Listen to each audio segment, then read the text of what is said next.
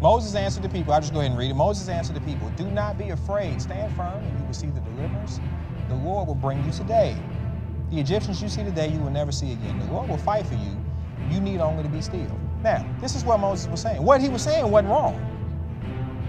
He's telling everybody, just sit back and watch. The Lord's going to do something mighty in your life. Get ready for it. There's something awesome finna happen. These Egyptians you're seeing, you're not going to ever see them again.